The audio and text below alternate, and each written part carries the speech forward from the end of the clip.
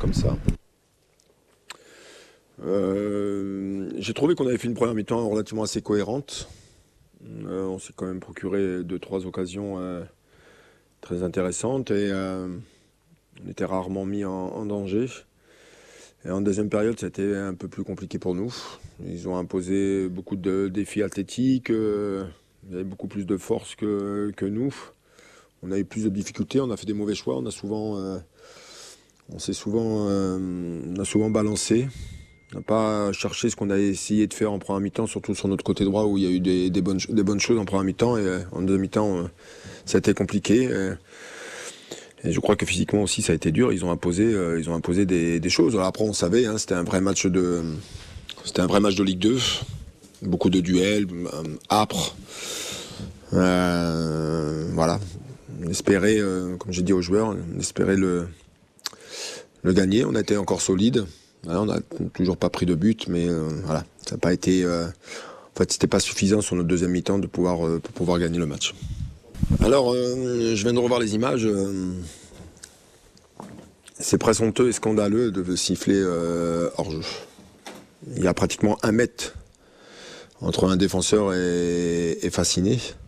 Et sur le deuxième temps de jeu, le joueur de Quevilly a le ballon et là on va la récupérer. Donc il y a 2 situations de jeu. Donc déjà la première il n'y a pas hors-jeu. Et la deuxième, à partir du moment où vous prenez la décision de ne pas siffler, à partir du moment où il avait signalé hors-jeu, vous devez laisser le jeu. Donc ce sont des matchs sur des types d'actions comme ça se joue à peu de choses, des coups de pied arrêtés, des erreurs d'inattention, des décisions hyper importante et voilà. J'invite la DTA, comme on dit, les arbitres, de regarder tous nos matchs et toutes les décisions qui ont été prises. Je ne vais pas faire la chialeuse, je déteste ça. Effectivement, il mérite encore un rouge aujourd'hui, sur une deuxième faute sur Ronca. Je ne suis même pas certain qu'il soit au courant de savoir si ce joueur avait pris un jaune ou non. Ouais, ça commence à faire beaucoup, surtout sur des matchs où ça se joue à peu de choses. Et on savait bien que ça allait se jouer à peu de choses. On joue à ce qu'on essaye de faire et de mettre en place. Bon, encore une fois, je trouvais que la première mi-temps a été assez cohérente. C'est vrai que Capit, après sa tête loupée au-dessus, il a un peu plongé et en fait il a fait que des mauvais choix par la suite. On a essayé de le remobiliser en deuxième mi-temps, ça a été compliqué pour lui. Concernant Miguel Alfarella, si je parle de détails, de décisions arbitrales, de détails dans le jeu, s'il y a un peu de malice en début de deuxième mi-temps et il peut jouer aussi à une situation de penalty. Alors après c'est Miguel, il veut toujours aller au bout des choses. Ça aussi c'est un peu la malice du haut niveau ou du bon niveau sur une situation de jeu. Mais c'est vrai qu'en deuxième mi-temps ça a été dur pour nous. Ça a été dur. Quevilly a réussi à remettre le pied sur le ballon. On a beaucoup couru en deuxième mi-temps. Johnny nous a fait 2 arrêts hyper importants. Donc on a eu chacun notre mi-temps. Voilà, il n'y a pas eu de but, mais voilà. Oui, alors oui, mais depuis un moment on ne prend pas de but. On est solide sur l'aspect défensif. Dire le verre moitié vide ou à moitié plein. Quevilly était habitué à prendre des buts et Quevilly était habitué à marquer des buts. C'était une équipe qui était dans les deux aspects. Et aujourd'hui, ils n'ont pas marqué, ils n'en ont pas encaissé. Donc, dire est-ce que la défense a pris le dessus sur les attaques, il faut le croire. Oui, ça reste une satisfaction. Mais je pense qu'on n'a pas fait suffisant. C'était pas suffisant en deuxième mi-temps pour pouvoir gagner ce type de match. Coach, Bastien n'est pas épargné par les blessures. On a vu Charles Traoré sortir. On a un peu plus d'informations sur sa blessure.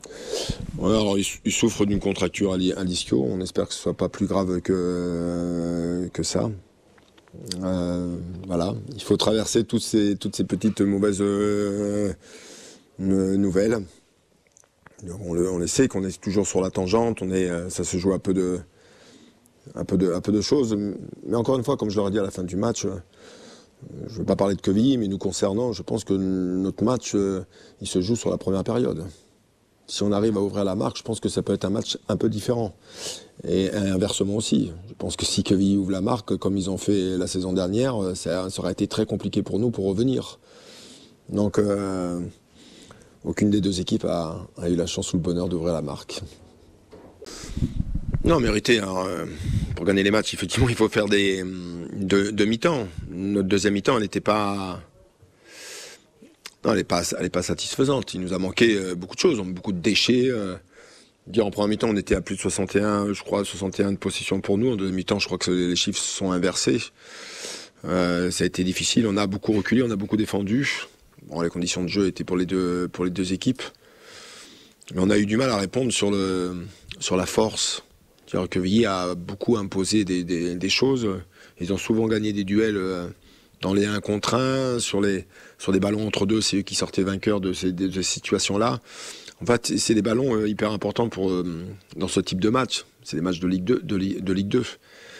Et on a été un peu déficient là-dessus. Alors quand vous êtes déficient là-dessus, après votre animation offensive, elle est un petit peu plus délicate parce que vous manquez de canne, vous manquez de lucidité. Il y a le voile qui s'installe devant les yeux. Et je pense que c'est passé en deuxième mi-temps. Et puis après, quand Fasciné Conté rentre, je pense qu'on fait une erreur de trop compter sur lui. Une grosse erreur. Et on veut précipiter les choses, parce qu'il va très vite et c'est pas toujours le jeu. Et ça, il va falloir que je réfléchisse à ça, parce que lui aussi, il est pas encore prêt, il est loin d'être prêt à affronter aussi tout ce qu'il a été affronté pendant la demi-heure ou les 35 minutes qu'il a pu jouer. Donc, faut faire attention, on peut pas s'appuyer sur un seul et unique joueur de notre animation offensive. Et voilà, on va réfléchir aussi un peu à ça. Donc réfléchir, c'est pour essayer de marquer des buts et d'essayer de gagner les matchs. Donc qu'est-ce qu'on peut dire au terme de cette rencontre quand même assez éprouvante? On a eu un combat de toute la partie. Maintenant, il faut se projeter sur la prochaine rencontre qui est à Saint-Étienne. Comment voyez-vous cette rencontre sur un Saint-Étienne qui vient de faire match nul? Oui, on fait match nul à Bordeaux cet après-midi où ils ont souffert en deuxième mi-temps. J'ai regardé le match, bien sûr. On s'était donné comme objectif au moins d'en gagner un des deux.